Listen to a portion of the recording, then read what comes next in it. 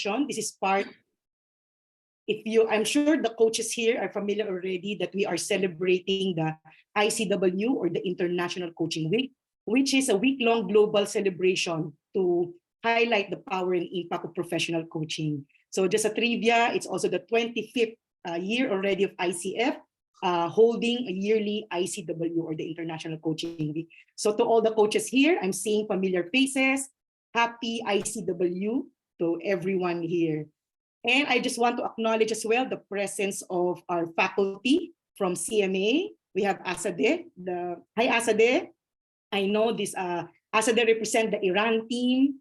Julia, I want to call you as well. Julia, I miss Julia already, but I would say that Julia is part of the faculty team as well. Hi, Julia.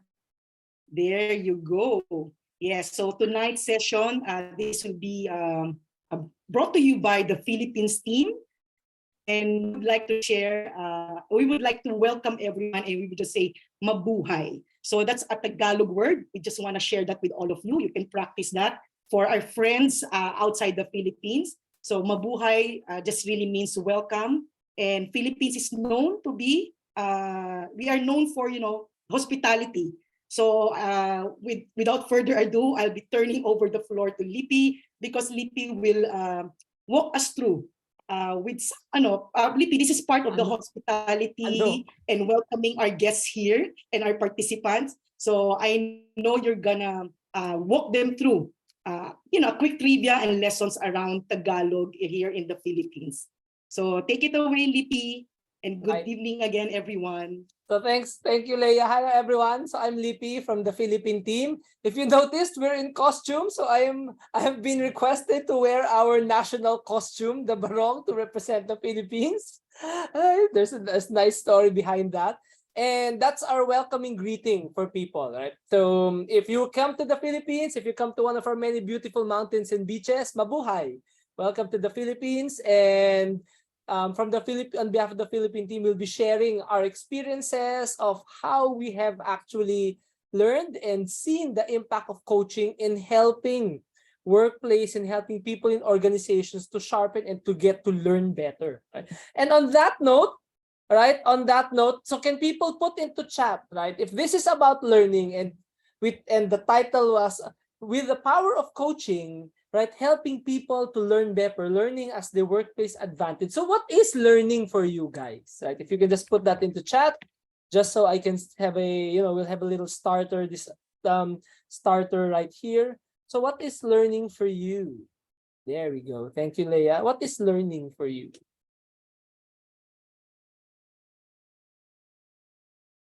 So let's see what the people have. Right? So thank you, patience. It's gaining insight, gaining knowledge and wisdom. Thanks, Marge. Okay. So getting to know and understand, learning can be new insight. Yeah.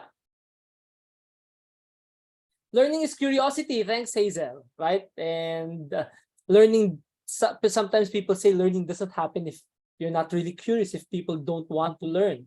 Nelson, thank you. It's realizing something you've never did before. And our world today is pushing us to do things we've never did before, right?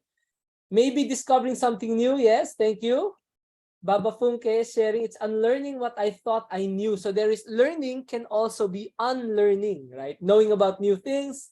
From Fiona, Irene, it's acquisition of knowledge, right? So thank you. I'm hearing from what the group is saying, learning is a lot about getting to know, understand, having information, ideas, concepts, insights, realizations, possibly added on, or possibly in the unlearning of what I already know, having something take that place maybe, and learning something new, right? So as part of our Filipino hospitality, I'd like to share with you a little language lesson that more or less encapsulates my philosophy around learning, right?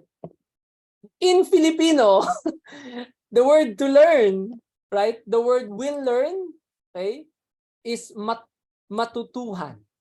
So if I say in our language, okay, meron ako matutuhan, meron ako natutuhan, it means I learned something. Okay? And it comes from the root word tuto. And why this appeals to me is because I've tried to do the research. I've asked my friends, right, and the Filipino teachers and Filipino linguists here in the country say that that's also very interesting because the root word is awfully close. So they say somewhere along the lines, these words, these words are close cousins of each other, right? The word tuto is awfully close to our Filipino word, which is totoo. And why that appeals to me is the word totoo means reality for me.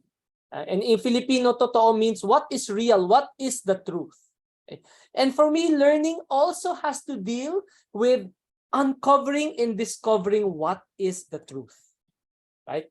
Uncovering and discovering, wait a minute, in this situation, what's happening, what is real? Okay? And with our topic today, we use the power of coaching, and we're sharing with you our experiences of how we've seen coaching grow the power of learning and grow people's ability to learn, okay? Especially in organizational context. Right? So coaching can indeed grow that superpower. So for those who don't know me yet, I'm Lippy. That's what my friends call me. My real name is Frederick Lipio. Nobody calls me that. So just call me Lippy. I'm a PCC with the ICF. I'm part of the Philippine team, one of the global faculty as well here at CMA. And I've been doing this more than a decade of professional coaching as well, along with my co-faculty, Leah and Cecilia. And what we have to share with you is our experiences and practices of how we've seen coaching, support, jumpstart, and grow people's ability to learn in the workplace. It's a reality. When we say, ano ba ang totoo? What is real? What is the truth? Is that right now, the world is rapidly changing. And it's changing at a pace faster than ever, right? I mean, we have all just gone through a global pandemic, and I tell a lot of my clients and friends that if not for the pandemic, actually we might still be doing a lot of things traditionally, but because of what's happened, a lot of future movements and a lot of new technology has accelerated. And along with that acceleration, not only is the world rapidly changing, but the work and the workplaces where all of this happens is rapidly changing. Right? I don't know in different countries, right? But here in the Philippines, before all the lockdowns and before the pandemic happened, people weren't really open to the idea of working remotely or working from home. Okay? But after that happened, we see more and more people, right, have the ability to be able to work remotely and work from home, amongst many other different changes. Okay? So what is reality? People say that there's this term being flung out left and right. I think it's being abused sometimes. They call it the VUCA world, which explains where we are right now. And for me, I'd like to highlight some realities of what's already happening, right, in the workplace. Okay? Just to breeze through this, I'm not going to spend too much time on this. People say that the world is volatile, that things can change in an instant. Okay? To be personal about this, this landed for me, right? This concept really sunk deep into my heart when, for some reason, I was running a workshop and then we got news that a lockdown would happen in March 2020 here in the Philippines. So right then and there, right, all the different plans, all the different arrangements, it was as if the whole country or the whole world stopped for a moment. Okay? And then people didn't know what would happen next. Okay? So things can change in an instant. Okay? People didn't know what would happen next. There is more uncertainty now because the world has experienced that things can change very quickly. Okay? Organizations had a very hard time trying to adapt to what happened. In fact, I had a client during that moment, and the client was telling me, no, Lippy, it's okay. We will not do any adjustments because we think it will be over in 2 weeks. And then 2 years later, that's when they decided to have to change things up. Okay? And along with that change comes a lot of complexity, right? The world, dare I say, is not as simple now as the world maybe 50, 60 years ago. And that's for a variety of different reasons. Okay? I'd like to think that one main contributing factor to that is that right now, okay, people have so much information at their fingertips, right? I don't know about you guys, but in the workplace right now, here in the Philippines, people have a term. Okay? When someone asks a question, one of the responses people throw out here is GMG. Leia, you know that? GMG. Google mo, girl. Search it on Google. That's what they say. Google mo, guy. Basta Google mo. Right? What I do find interesting is that even with all that information on hand, it has not actually supported and taught people how to be flexible, adaptable, and to learn to be able to deal with their situation. It was as if it actually handicapped us. Having instant access to information handicapped our ability to be able to think on the fly. Right? And that ability to think of the fly or think on the fly is very important to be able to deal with a lot of ambiguity that is happening. Okay? So along with the more complex world comes a world with more gray areas and less black and white, right? In many different things.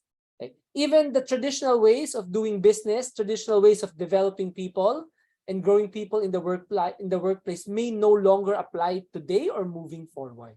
Okay? And we've seen some shifts and we've experienced a lot of shifts also here in the Philippines. Okay? So I searched, okay, so if there's this explanation, I also chanced upon a concept by Jaime Casio. So he calls that the world is not necessarily only volatile, uncertain, complex, and ambiguous, but we've entered to a point where changes and situations are changing so fast, okay, that it's not simply volatile, that the world has become brittle.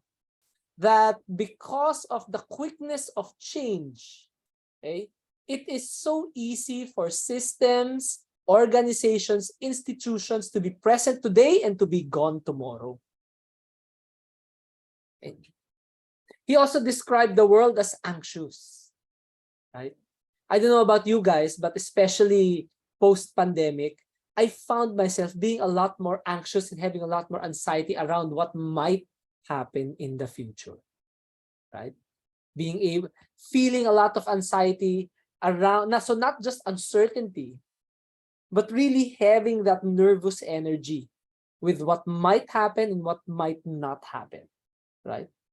And all of you, I think I'm talking to an audience that has experience in corporate, right?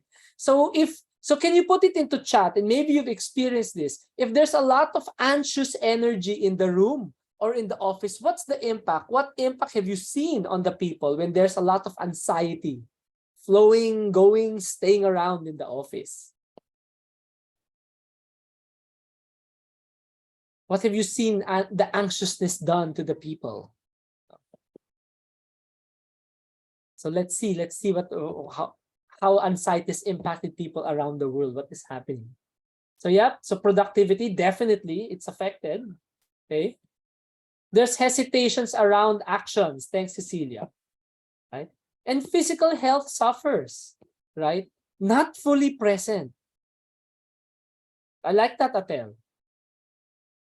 I mean, before it was a running joke. There's a running joke here that, and maybe it applies in your countries. I mean, before already, even before all of this, people would come to meetings and they'd be physically present, but emotionally, spiritually, mentally, they'd be absent, right? But the anxiety really has amped that up to a whole new level, because then, a lot of people are, thanks Leia for that word, are restless, right? And with that anxiousness comes restlessness. People are unable to focus, there's hesitation, and people really are not just as productive as before. Which leads to this, Maria, thank you so much for that contribution, right? Leads to self-isolation and poor relationships. If VUCA before was usually used in the context of productivity, these concepts I'm seeing now are also being used in terms of mental health and well-being. Yes, thanks, Celine. So not only productivity, but also working relationships deteriorate. Right? I mean, I've had the privilege of coaching an office, and their situation was, because of all that anxiety with all the changes that's happening, it's gotten to a point where they're not even sure who they can trust in their office. And that really made me sad. Well, what does N stand for? N is now the word we are living in is non-linear, right? It used to be in an organization when people join a company, right? For example, when people join a company and it's a good company, they'd stay with the company for the rest of their life and they'd retire, right? It used to be there were only 1, 2, 3 paths to be able to have financial or corporate success, right? Previously. Now we're seeing that a lot of people are actually taking a shot at crafting their careers, right? Having more side hustles, finding ways to be able to manage what they want to manage. And that's not necessarily linear. There is no easy step 1, step 2, step 3 anymore, right? For success in our world. Many different ways to be able to skin a cat, as they say. Right? Last but not the least, right? This is a big claim from the author, and he shares that the world now, right, has become incomprehensible. It is not so simple to boil things down to 1, 2, 3 things. That's what they're saying. Okay? It's come to a point where I don't know if you have this experience. I read the news and sometimes I wonder what's happening. Things are so unclear, and I'm not really sure about how people are thinking, what's happening, right? So it's not so easy to understand and boil down at this point. So we are really living in a more complex, ambiguous, brittle, and an environment that doesn't really an environment that I would like to say doesn't really coddle, the unprepared, right? Along with all of that comes all of these trends in the workplace, right? So there's hybrid working. I know some of you may be working from home, at office, okay? We see a lot more companies recruiting based on skills rather than roles. It used to be you'd recruit for the role, you'd look for you look for someone to fill a position. Now we see more and more companies looking at, hey, is this a person that we want to keep? Even if we don't have a ready position, we'll get the person and then we'll have them grow into a position. Okay? So we're seeing that change. Automation as well. Okay? I don't know if you've encountered that, but there are programs right now that I see where they automate a lot of things. Data entry, shifting data from websites to what do you call these websites, to sheets, web scraping, all of this stuff that's happening. Right? We also see that now, especially with the younger generation, there is a higher importance on the flexibility on work and process. Right? So I was just here in the Philippines, one concern that HR practitioners come and talk about, and when we get into discussion, is they were shocked at the change, right, of the preferences of the new generation. It used to be before, in my generation, when we'd ask and we'd apply for jobs in an organization, we'd ask about the type of work, and then we'd begin to ask about salary, benefits, maybe some flexibility bonus, right? Now, the younger generation, the first question is about, is it work from home? Can I work anywhere? Okay. So there really is a higher premium now when it comes to flexibility on work and process. And that part and parcel is also because there is a higher, greater focus now on health and well-being, right? Especially after the pandemic, people began to realize, organizations as well, begin to realize that mental health and a person's well-being isn't just a bonus. It should be a corporate priority, because if we have a healthy workforce, that translates into healthy business. Okay? And along with that comes more complex organizations. So we're seeing that what used to be a traditional triangle org chart becomes a matrix, becomes this flowing thing, right? That I've seen other companies try to describe as well. Okay. This one is interesting. So searching around the world for studies, and this is the study that we're sharing because I feel it quickly captures a lot of relevant information, is so given that is the reality of the world, given that those are the trends happening, right? So what are organizations saying? That, hey, if for us to survive and for our people to be productive, these are the skills, these are top level, these are priority critical things that our people need to be able to do to be able to be effective, and for that will then translate into a successful organization. Right. So when I saw this, I read this, and I saw this, it also surprised me. Number one, it's thinking critically. The ability to be able to look at a situation, pick it apart, and see what are the essential factors, right? Second skill is also the ability to interact with others. So people thought when we'd have more automation, people thought when we move into a digital workplace that there would be a smaller need for us to interact with other people because we'd be looking at a screen. Actually, this has been identified as a important trend. Moving forward, we don't want to lose the interaction with other people because we still see that as a key factor to the health and well-being and productivity of people in organizations, right? So they see that as a critical skill. It's the ability to interact with others. And when we say others, this could be the person beside you in your table. This could be someone halfway around the world on Zoom, right? So having that ability to be able to interact. And then lastly, it would be staying relevant. It's a little bit vague, right? So relevant means different things for different organizations. But essentially, it's a person's ability to be able to figure out what will work, what will not work, right? What will create a huge impact and be able to implement that. Okay. And when I saw the list, I was expecting things like coding. I was expecting things like maybe like engineering, but apparently no hard skills here. These are all skills that talk about the flexibility, right? And the ability of someone to be able to look at the situation, change on the fly, adapt, and then be effective. Which is cool because then that tells me that ultimately one thread that ties all of that together and the key competitive advantage that companies would want to have in the future is we want to grow and supercharge our people's and our organization's employees' ability to learn. Okay? So we don't want them to just learn, right? But we want to grow their ability to be able to learn, think critically, to be able to learn how to interact in a multicultural environment, right? And to be able to learn what works and what doesn't work quickly so we can stay relevant, maybe even be on the cutting edge. Okay?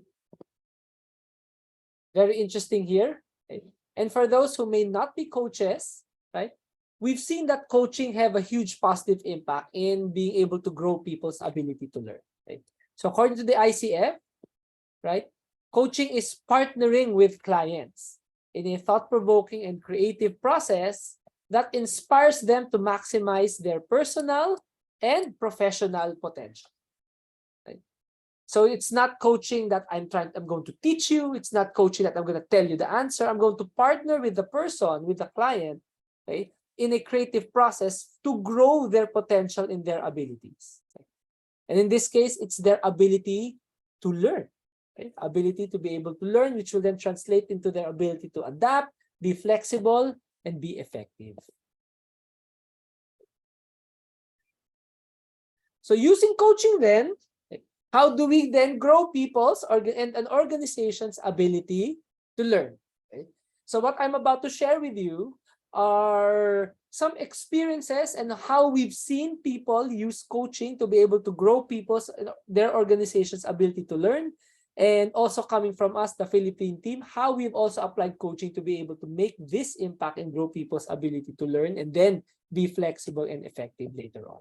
Okay.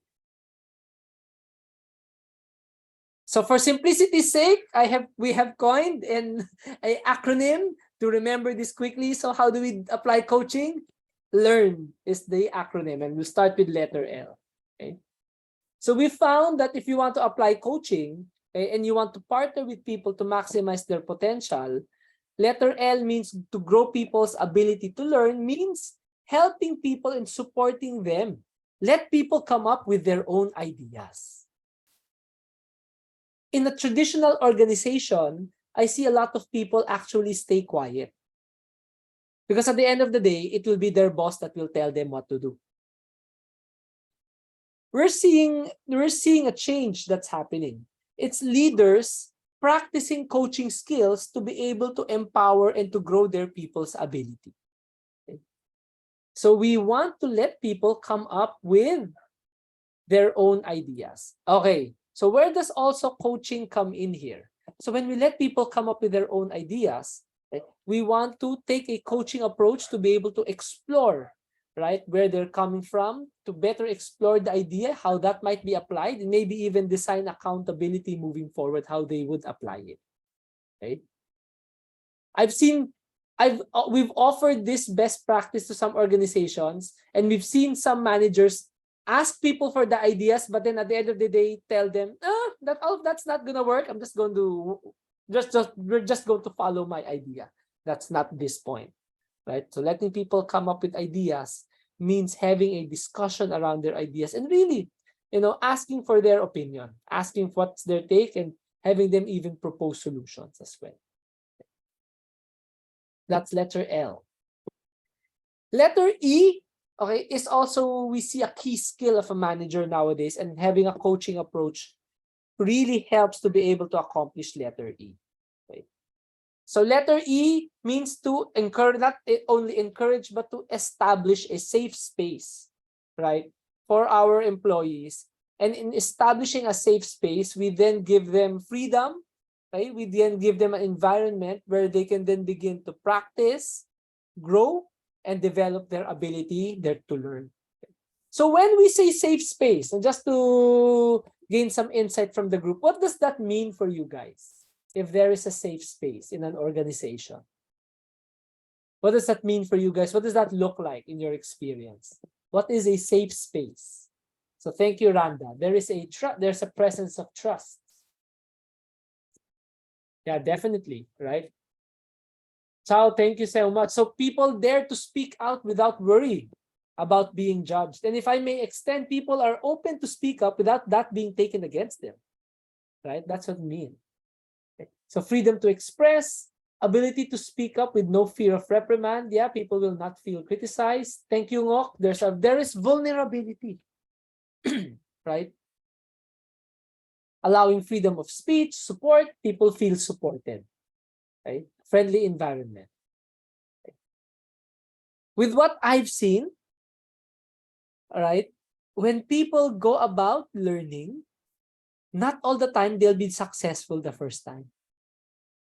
It's a possibility, right? I have a 3-year-old son, and I can clearly remember the day that he first tried to walk. He was not successful. So imagine, right? My son, not successful, trying to walk. What would be our reaction? Do you think our reaction would be, look at you, told you you weren't able to do it. How dare you try to walk when you can? Of course not. No way, no one would do that to a kid, right? We'd be like, it's all right.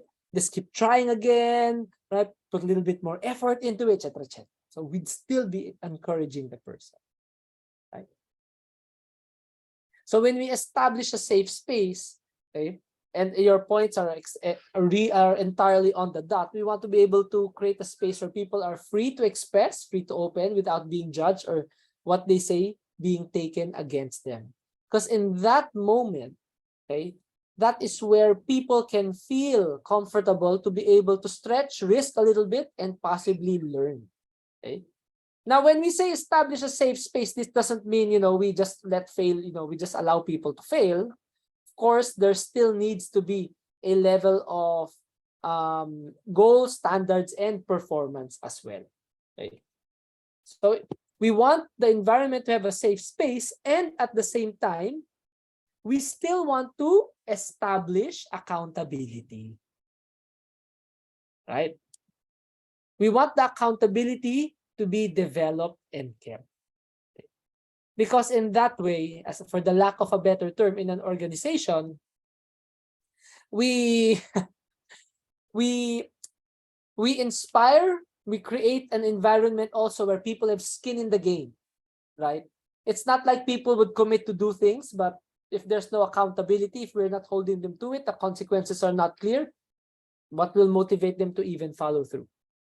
Okay. So if we're talking about learning in an organizational context doesn't only happen in discussions and when people are talking or when people are watching. We want people to go out to do and to apply. Okay? So when we talk about accountability, right, in a using a coaching approach to be able to supercharge and grow people's ability to learn, right, we want to be able to create accountability with the person also in areas where they want to develop, or we want them to be able to grow. That's one, right? So usually I tell a lot of HR practitioners and companies to take the individual development plan seriously, because that is one tool that you can have to be able to have accountability, at the same time target on possible growth areas for the person. Okay? Accountability here can also be between you as the coach, right, and the employee in the organization. Okay? So using a coaching approach, we're asking people, we are inviting, we are creating and designing with structure for them to follow through, to practice, and to learn, right? So again, along with the safe space that we've established, they come, right? They know the consequences. They might have done their best. At the end of the day, we are allowing, we are inspiring, and we are asking them, right? Okay, so with that, what have you learned? What have you learned from doing it this way or that way? Okay. May seem a little, yeah, so I remember getting asked this question, Lippy, that's all in good, right? Think about it this way. If this is happening for one person, what might be the impact of this on an organization, right? If more and more people are able to take this approach, right? Which leads us to letter R. Okay? If we want to grow people's ability to learn, it is also recognizing that people learn differently. Okay? And when people learn differently, what works for one person might not work for another person. So in coaching, we want to respect and value people, right? So that they'll be able to bring out, they'll be able to grow and develop their own innate talents, strengths, and potentials, right? So several people might have different talents, strengths, and potentials, and by coaching them and respecting that, they would be able to grow that, to be able to achieve what it is that the company wants them to achieve, or whatever targets or KPIs that they might have. Okay? This one is taken for granted a lot of times. Okay? Because I see in a lot of traditional organizations, people will say, yes, we respect and value our people. Yes, the people are our greatest asset. But and then at the end of the day, micromanage their people. No, do it this way, do it this way. This is the only way it should be done. Right? In my experience, that's not really respecting and valuing people's talents and strengths as well. So in using a coaching approach, we want to lean into what people are good at and what people are talented at, and then apply that to their business situations, and to apply that to whatever problems and opportunities they might be having, right? And then last but not the least, okay, there is no one best way. So there is no one best way to be able to coach people. Again, as we say, coaching is highly individual. It is really about dancing with the client and understanding how to best serve, right, that person. What else does this mean? When I talk about no one best way, right, I see a lot of traditional companies, right? Of course, people come up with a system, but then they still try to innovate. So no one best way means that if we want to use a coaching approach, right, to be able to grow people's ability to learn, we are coaching people so that they do not just sustain performance, but they are not complacent with it. Right? We are always looking for opportunities to be able to improve, for opportunities to be able to strengthen people's ability to learn so that they may apply that in different situations. For me, okay, I also like sharing that N is no one best way, because usually in a traditional organization, the one best way is the manager's way, it's the boss's way. Right? If we're using a coaching approach, it's setting clear targets and measurable outcomes, right? And then letting people figure out, okay, given your talents and strengths, how would you best apply that and learn from the situation to be able to achieve what it is that you set out to achieve, right? So we're not micromanaging our people. We're not telling them that this is the only way to do it. And I've seen some of my clients actually be pleasantly surprised at what their people have come up with. And those ways turned out to be way better than what the company thought was the one best way. Okay? So many different ways to be able to transition, many different ways to be able to grow and to be able to get to the end point. How do we do that? How we inspire that? is, again, we are pushing, in a way, we are inviting people and really allowing them to learn from what they are going through, to be and apply that to be able to come up with other possible ways, right, to be able to achieve the goal.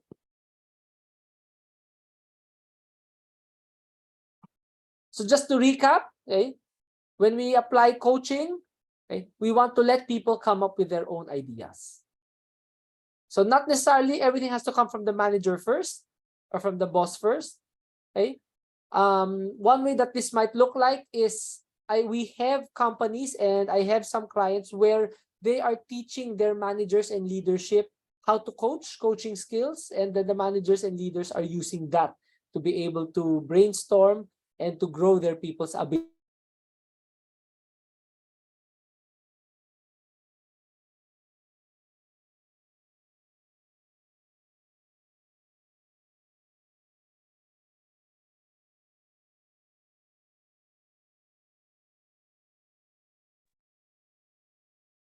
Is that Lippy, Leia, or is it me? Because my internet's a bit. Yeah, I think it's sleepy. I think it's Lee. It's Lippy, so it's for everyone. Okay. Well, just give him a minute to come back. Let's see what's happened. Okay. Thank you, everyone, for being here.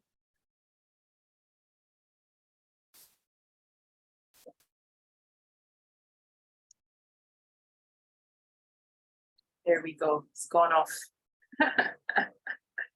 All right.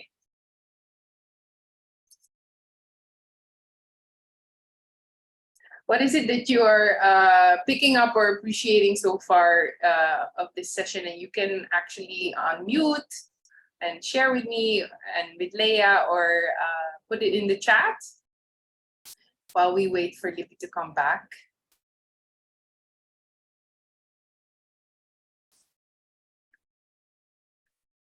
What is it maybe reminding you of or sparking your thought about, especially if you are in an organization?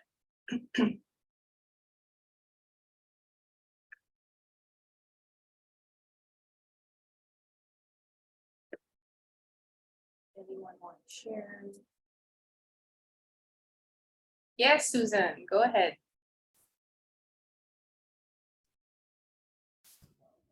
Hi, everyone. Yeah, and thanks for the presentation so far. I know Lippy's not here to hear, but I think for me it's the analogy of the child and the walking, and just reminding ourselves to give people grace, and just the attitude with which you are supporting others to learn. Yeah. So that really that really came home for me. Thank you. Hi, Lippy. Yeah. I'm back. Internet is erratic in the island again. Welcome to the Philippines. This is a day in the life. Daily occurrence. My co-panelists are not surprised anymore. Look at how cool these two people are, right? But thank you, Lippy. I was just inviting, and Susan just shared that the analogy of the child learning to walk really resonated with her, in the way that we actually approach even people in the workplace, right? Can we bring in more grace? Can we bring in more space for people to actually fall and get back up, right? yeah, I mean, and if I can follow up with that, like, so I'm teaching a leadership course right now, and I see a lot of managers, for the lack of a better term, they're complaining about the younger generation. They're like, why are people like this? Why do they act like this? Why are they thinking like this? And you know what? I just told them simply, well, they've never experienced working in your organization before. Who's going to help them learn? And everyone's faces are like, oh, that's right. That's got to be us.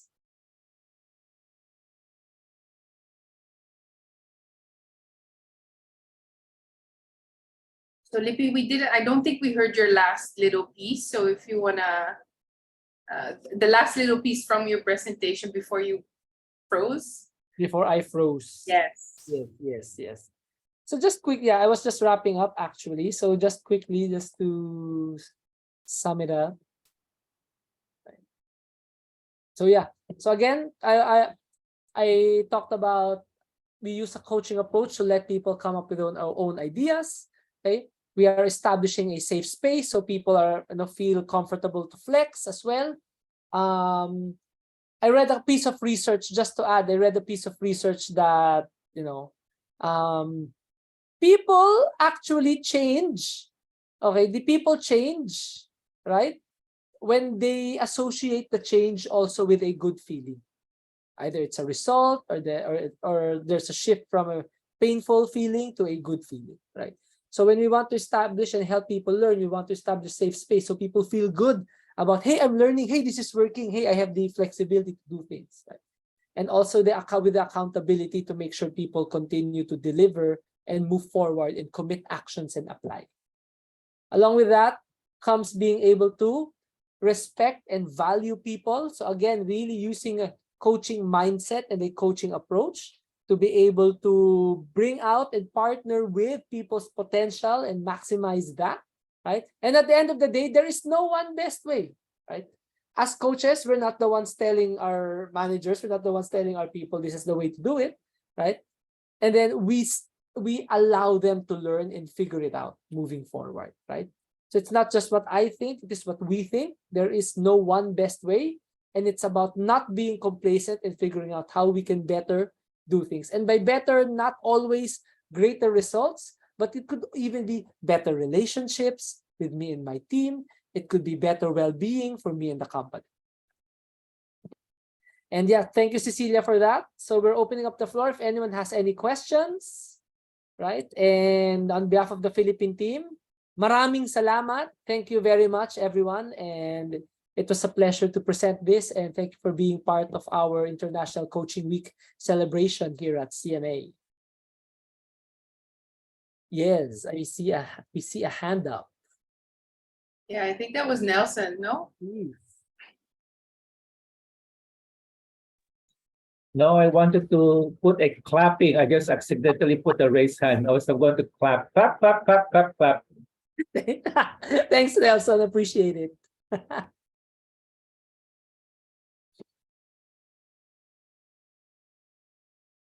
All right. Thank you. Any questions at this point? We'd be happy to take any questions. Thank you, team, for insightful session. Yes, thank you very much. Missing the other guys here. Irene, yeah, maybe I think we still have some time. Please go ahead. Hi, thank you very much, Lipi and the Philippines team. And Cecilia, great to see your face again. This has really been very interesting. And I think what stood out for me is the respect and value, valuing people. And in that way, where you defined micromanaging really came alive for me. When we micromanaging, we are not respecting or valuing people's individual skills and the uniqueness of their skills and the abilities that they bring to the table. And I've had to work with micromanagers before, and I can absolutely say that it is very suffocating working with a micromanager who is constantly looking over your shoulder. It is not a healthy working space when you have a micromanager. And therefore, it's difficult to bring out the people's best potentials when you have that an environment. So it is also a caution to all of us who manage people. The question I have been asking myself is, am I exhibiting any traits of micromanaging with my staff? So it's a call for self-reflection as well. So thank you very much for sharing that. I'm going to be taking a little closer look at that concept, your definition of micromanagement in regards to respecting and valuing people. Thank you. Yes, thanks, Irene, so much for that. I really resonated with me. I appreciate it. Yeah, and it is a call for us to be able to check in closer with not just why we're doing things, because that would be clear, but also how we are doing things. I learned the hard way. I was the micromanager and I got feedback. So, I got beaten around before I had to learn this lesson. Janet, I see your hand is up. Yes, hi, thanks, Lippy. That was really interesting. It's a very long time, it's about 15 years since I've been in the office workplace, and that was in academia, working in the staff development unit. So I'm sure loads has changed since then. You made that very clear.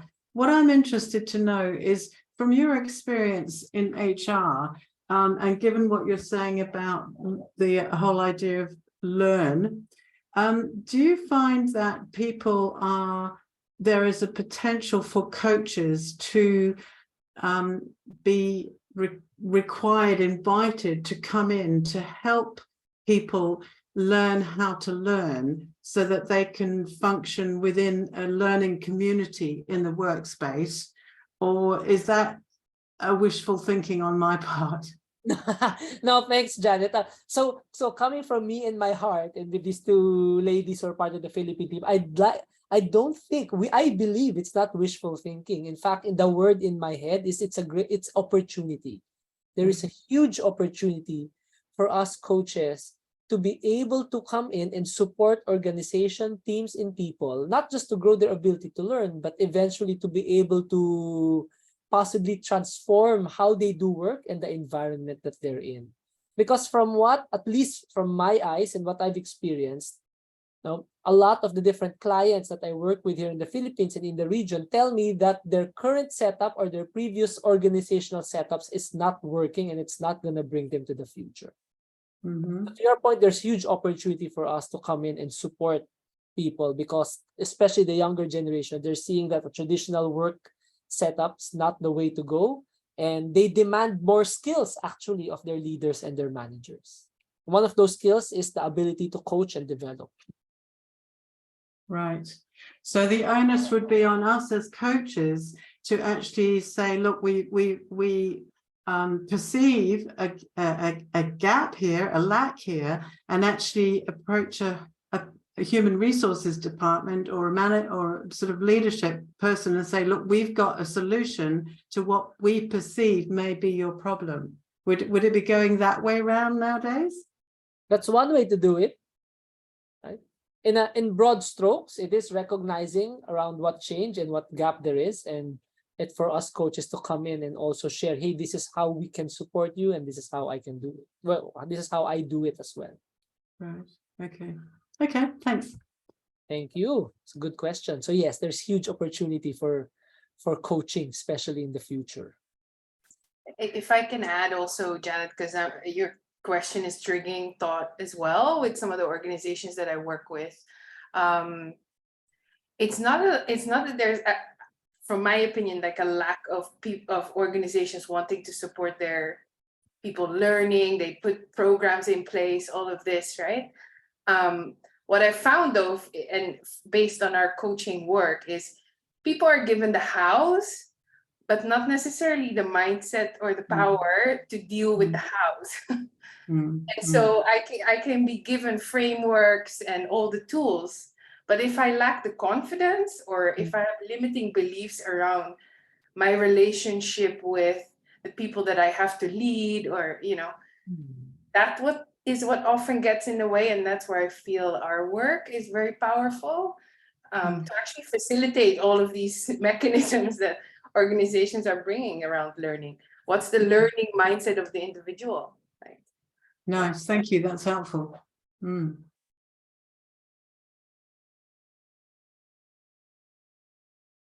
All right, thank you very much. Anyone else want to contribute and share?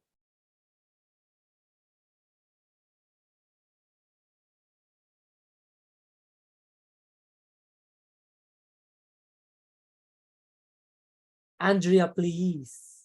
Hi, Lippy. Hi, everyone. Hi. I think just seeing the acronym BANI kind of stayed with me, and I know it's spoken of so much these days. Just working with some of the companies and knowing how change is happening so fast, and how leaders are sometimes, you use the word, it's incomprehensible. And I think there's no comprehension most of the time to what is happening.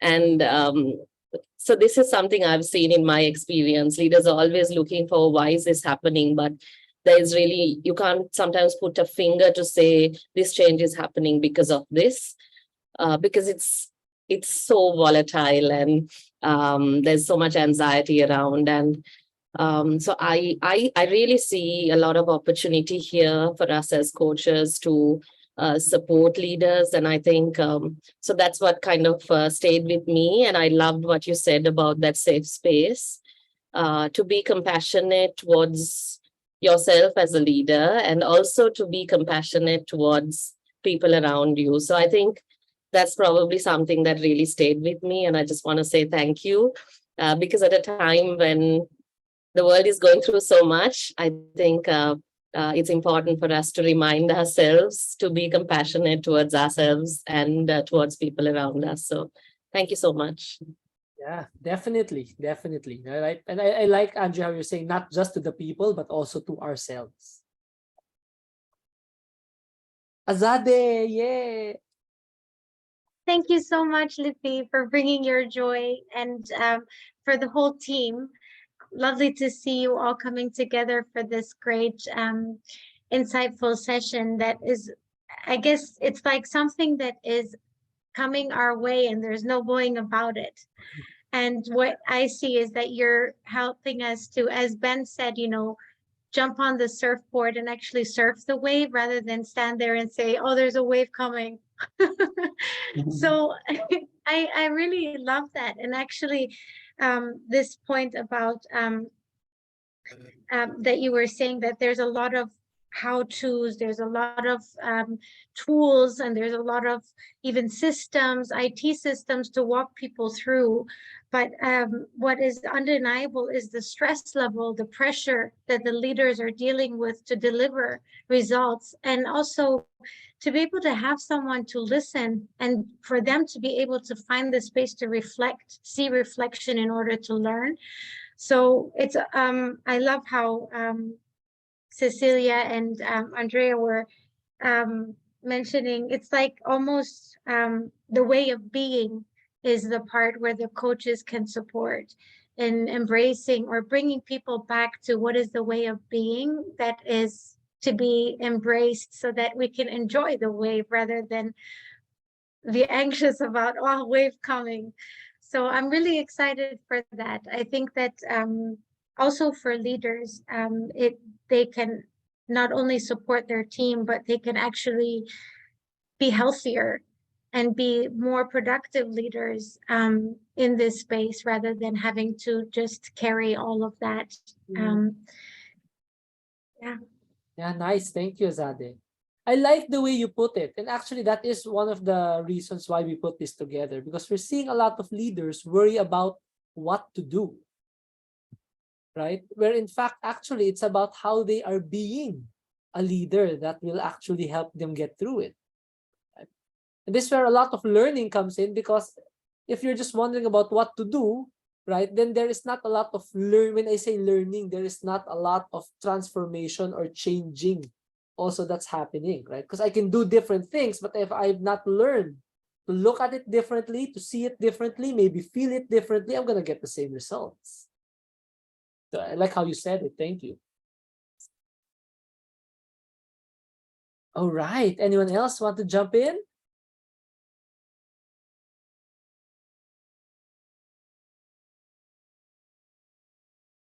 So if not, as we say in the Philippines, back to studio.